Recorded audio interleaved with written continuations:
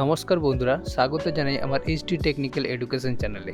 যদি আমার চ্যানেলে নতুন হয়ে থাকো তাহলে সাবস্ক্রাইব বাটনে ক্লিক করে পাশের অ্যারোতে ক্লিক করে অল সিলেক্ট করে রাখুন, যাতে আমাদের নোটিফিকেশন সবার আগে আপনার কাছে পৌঁছে যায়। নমস্কার বন্ধুরা, চলে এসেছি HTML এর 7 নম্বর ক্লাস নিয়ে এবং আজকের ক্লাসে হরাইজন্টাল রুলের সম্বন্ধে আলোচনা করব। তার আগে তোমাদেরকে বলে দিই, আগের যে 6টি ক্লাস ছিল তোমরা যদি না দেখে থাকো আমার ডেসক্রিপশনে লিঙ্ক দেওয়া আছে, অবশ্যই দেখে নিও, অথবা প্লে লিস্টে দেওয়া আছে, অবশ্যই দেখে নিও। তো আজকে যেহেতু হরাইজন্টাল রুল নিয়ে আলোচনা করব, তো হরাইজন্টাল রুলের ট্যাগ নিচেই লিখে দিয়েছি, দেখতে পাচ্ছ HR ট্যাগ। এই HR ট্যাগ ব্যবহার করলেই কিন্তু হরাইজন্টাল রুল আমরা তৈরি করতে পারবো। তার আগে হরাইজন্টাল রুল কি আমি সেটা একটু বলে দিই। হরাইজন্টাল রুল হচ্ছে একটা দাগ, যেমন আমি তোমাদেরকে যদি বলি এখানে নিচে এক্সাম্পল হিসেবে এই যে এরকম একটা দাগ দেখতে পাচ্ছ, এই দাগটা কিন্তু আমরা কোনো টেক্সটের ক্ষেত্রে বা কোনো নোট লেখার ক্ষেত্রে দাগটাকে ব্যবহার করি, তাই না? এরকম কোনো একটা হেডিং দিয়ে এরকম একটা দাগ আমরা টানি। তো এইটা আমরা HTML এ কিভাবে করব না, HR ট্যাগ দিয়ে। দেখো এই HR ট্যাগটা ব্যবহার করলে কিন্তু এরকম একটা লাইন আমরা ড্র করতে পারবো। তবে এরকম একটা লাইনের সঙ্গে যদি আমি চাই, ধরো সাপোজ আমি চাইছি এই লাইনটাকে এইভাবে একটু মোটা করতে, ওকে, তাহলে আমরা কি করব, HR এর সঙ্গে এই যে HR ট্যাগটা দেখতে পাচ্ছ, এই যে HR ট্যাগটা, এর সঙ্গে অ্যাট্রিবিউট ব্যবহার করব। আশা করছি অ্যাট্রিবিউটের সম্বন্ধে তোমাদের ধারণা হয়ে গেছে যে HR এর সঙ্গে যদি আমি অ্যাট্রিবিউট ব্যবহার করি, যেমন এই মোটা করার জন্য আমি ব্যবহার করলাম সাইজ, ওকে, ধরো suppose size equal to double কোটেশনের ভেতরে কি দিলাম 20, তাহলে কি হয়, আমার এই সাইজটা, এই যে লাইনটা দেখছো, এই লাইনটা এইভাবে মোটা হয়ে যাবে, ওকে, এটা 20 মাপে মোটা হবে। সেরকম আবার যদি আমি এর সঙ্গে কালার অ্যাড করতে চাই, সাপোজ আমি অ্যাট্রিবিউট ব্যবহার করব কালার, তাই কালার বানানটা এটাই হয় COLR, তারপর ইকুয়াল দিয়ে ডবল কোটেশনের ভেতরে আমি সাপোজ দিয়ে দিলাম রেড, তাহলে রেড দিয়ে ডবল কোটেশন শেষ করলে তাহলে কি হবে, তাহলে এই কালারটা কি হবে না, এই কালারটা এইভাবে রেড হয়ে যাবে, ওকে। তো তোমরা আশা করছি বুঝতে পেরে গেছো। তো এটাকে আমি আরও একটি অ্যাট্রিবিউট ব্যবহার করতে পারি এর সঙ্গে, ধরো সাপোজ এর সঙ্গে আমি অ্যাট্রিবিউট ব্যবহার করলাম WIDTA উইথ, এর সঙ্গে আমি উইথ অ্যাট্রিবিউটও ব্যবহার করতে, উইথ অ্যাট্রিবিউট ব্যবহার করলে কি হয়, ডবল কোটেশনের ভেতরে আমি ধরো দিলাম 50%, তাহলে ডবল কোটেশনের শেষ করলাম, তাহলে কি হয়, এই যে লাইনটা এটা 50% চলে আসবে, মানে এতটা চলে আসবে, ওকে। এটা যখন আমরা 100% করে দেবো, উইথটা 100% করে দেবো, ফুল চলে আসবে, ওকে। এইটাই হচ্ছে তোমার HR এবং অ্যাট্রিবিউটের কাজ, এইভাবেই কাজ করবে। এবং এর সঙ্গে যদি আমি এটা 50% রেখে, সাপোজ এটাকে 50% রেখে আমি এটাকে যদি সেন্টার করতে চাই, তাহলে কি করতে হবে, এর সঙ্গে আবার এলিজেন অ্যাট্রিবিউট ব্যবহার করতে হবে, ALIGN, এলিজেন অ্যাট্রিবিউট ব্যবহার করে ডবল কোটেশনের ভেতরে যদি আমি সেন্টার লিখি, ওকে, সেন্টার লিখলে কি হবে, এই অ্যাট্রিবিউটটা সেন্টারে এইভাবে চলে আসবে। এই HR এর কিন্তু কোনো এন্ডিং ট্যাগ নেই, ওকে, সেটাই আমি তোমাদেরকে দেখিয়ে দিই। তার জন্য আমি HTML আমি করে দেখাবো। অবশ্যই HTML করতে হলে নোটপ্যাড ওপেন করতে হবে, ওকে।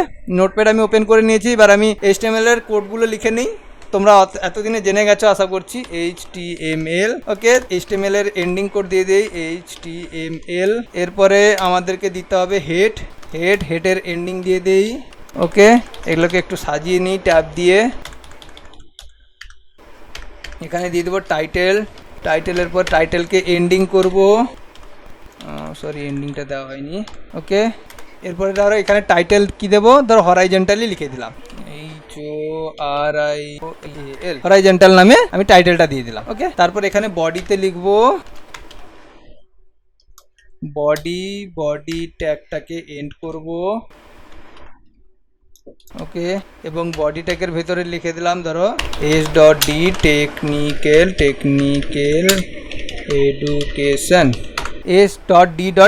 এডুকেশন।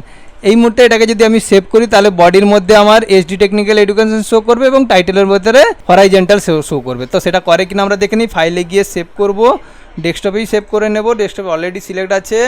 তার সঙ্গে আমি সেভ করলাম HR দিয়ে, HR ডট কী হবে HTML, অবশ্যই .html দিতে হবে, নাহলে প্রোগ্রাম রান করবে না। সেভ করে দিলাম। এরপরে আমি চলে যাই ডেস্কটপে।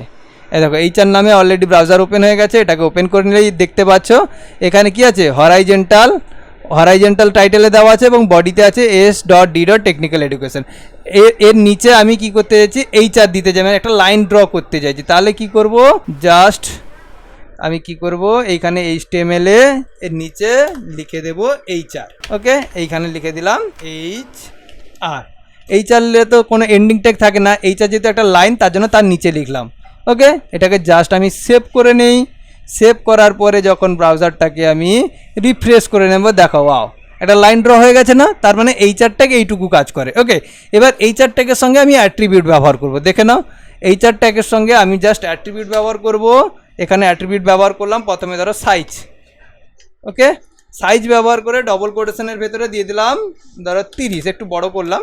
ওকে, এবার সেভ করে নিই। এবার সেভ করতে থাকি এবং এখানে রিফ্রেশ করতে থাকি। ওকে, ব্রাউজারে রিফ্রেশ করে এই দেখো একটু মোটা হয়ে গেছে। নিচের দাগটা বুঝতে পারছো না? আশা করছি বুঝতে পারছো, এখানে অলরেডি মোটা হয়ে গেছে। এবার কালারটা দিয়ে দিলে মোটা দাগটা ভালোভাবে বুঝতে পারবে। ওকে, এর সঙ্গে আমি দিয়ে দিলাম কালার। এখানে কালার স্পেলিংটা কিন্তু COLOR হবে। ওকে, এবং ইকুয়াল দিয়ে ডবল কোটেশনের ভেতরে কী দিলাম, ধরো রেড। ডবল কোটেশন শেষ করলাম, এবার এটাকে সেভ করে দিই। সেভ করে দিয়ে আমি কিন্তু ব্রাউজারটাকে আরেকবার রিফ্রেশ করে দেবো। দেখো, ওয়াও, রেড চলে এসেছে, তাই না? এইভাবে প্রত্যেকটা অ্যাট্রিবিউট ব্যবহার করলেই কিন্তু অ্যাট্রিবিউটগুলো কাজ করতে থাকবে। আবার দেখো, এর সঙ্গে আমি ব্যবহার করছি ধরো সাপোজ উইথ BTH, উইথ ব্যবহার করে ডবল কোটেশনের ভেতরে ইকুয়াল দিয়ে ডবল কোটেশনের ভেতরে ধরো দিয়ে দিলাম 50%, কারণ 100% তো আছেই, তাই না? তো এখানে গিয়ে সেভ করে দিলাম। সেভ করার পরে আরেকবার রিফ্রেশ মেরে দিই, দেখো 50% হয়ে গেছে, তাই না? 50% অনেকটা ছোট হয়ে গেছে। আচ্ছা, পার্সেন্টেজ দেয়নি আমি, এতটা ছোট হয়ে গেল কেন? ভুলে পার্সেন্টেজটা দেওয়া হয়নি, তাই না? 50 চলে এসেছিলো। 50% দিয়ে আমি সেভ করে দিই। তারপরে দেখো জাস্ট রিফ্রেশ করে দেবো, ওয়াও, 50% চলে এসেছে, তাই না? এটা সেন্টারে আছে। তাহলে আমি এর সঙ্গে আরেকটা অ্যাট্রিবিউট ব্যবহার করলাম, ধরো এলিজেন্ট। এলিজেন্ট ব্যবহার করে ইকুয়াল দিয়ে ডবল কোটেশনের ভিতরে কী দেবো, লেফট। LEFT, লেফট দিয়ে দিলাম। এরপরে এটাকে সেভ করে দিলাম, আর একবার রিফ্রেশ করে দিলাম। দেখো লেফট সাইডে চলে এসেছে। ঠিক সেমভাবে যদি আমি রাইট ব্যবহার করি, তাহলে লেফটের জায়গায় আমি রাইট ব্যবহার করলে রাইট চলে আসবে, সেন্টার ব্যবহার করলে সেন্টার চলে আসবে, তাই না? তো এটাকে সাপোজ রাইট ব্যবহার করি, RIGHT। ওকে, এবার এটাকে সেভ করে দেই। সেভ করে যখন আমি রিফ্রেশ করব, দেখো হচ্ছে কি না, হচ্ছে, তাই না? আবার সেন্টার ব্যবহার করলে সেন্টারও হয়ে যাবে। ওকে, সেন্টার ব্যবহার করে ফাইলে গিয়ে সেভ করলাম এবং জাস্ট ব্রাউজারে রিফ্রেশ মারলাম, দেখো সেন্টারে চলে এসছে, তাই না? তো এটাকে আমি চাইছি আলাদা আলাদা ভাগে করতে, তাহলে আমি আলাদা আলাদা ভাগেও করতে পারি। এটাকে আমি কপি করে নিলাম পুরো SD টেকনিক্যাল থেকেই। এটাকে কপি করে এখানে পেস্ট করে দিলাম। ওকে, পেস্ট করে দিলাম, আর একটা পেস্ট করে দিই। পেস্ট করে আমি জাস্ট সাইজগুলোকে চেঞ্জ করবো। এখানে 30 ছিল, আমি এটাকে 40 করে দিলাম। এটাকে 50 করে দিলাম। এটাকে ধরো আমি করে দিলাম ব্লু করে দিই, ব্লু করে দিলাম। এটাকে ধরো করে দিলাম ব্ল্যাক। ওকে, ব্ল্যাক করে দিলাম। এটাকে আমি ধরো করে দিই, এখানে 50% আছে, এটাকে 60% করে দিলাম। এটাকে 70% করে দিই। ওকে, এটা সেন্টার আছে, সেন্টারই থাকুক, এটা তো আমি দেখিয়ে দিয়েছি। ওকে, জাস্ট সেভ করে দেই। তাহলে কালারগুলো চেঞ্জ হচ্ছে কিনা দেখো না, রিফ্রেশ মারছি, ওয়াও, দেখতে পাচ্ছ পার্সেন্টেজটাকে বাড়িয়ে দিয়েছি, দেখো কালারও চেঞ্জ হয়েছে। ওকে, তাহলে SD টেকনিক্যাল এডুকেশন 3 বার চলে এসছে, যেভাবে আমি ব্যবহার করেছি। তাহলে এইভাবেই তোমরা কিন্তু এই চার্টটাকে ব্যবহার করতে পারো। তো আশা করছি আজকের ক্লাসটি খুবই ভালো লেগেছে। আমি জানি এক্সেলের ক্লাসটি মানুষ বেশি পছন্দ করেছিল, তো HTML ক্লাসটি আমি তাড়াতাড়ি ক্লোজ করে আমি পুনরায় এক্সেলের বিভিন্ন নতুন ধরনের ট্রিক্সের ক্লাস নিয়ে চলে আসবো। তো আশা করছি আজকের ক্লাসটি ভালো লেগেছে। যদি ভালো লেগে থাকে অবশ্যই চ্যানেলটিকে সাবস্ক্রাইব করো। অসংখ্য ধন্যবাদ, বাই।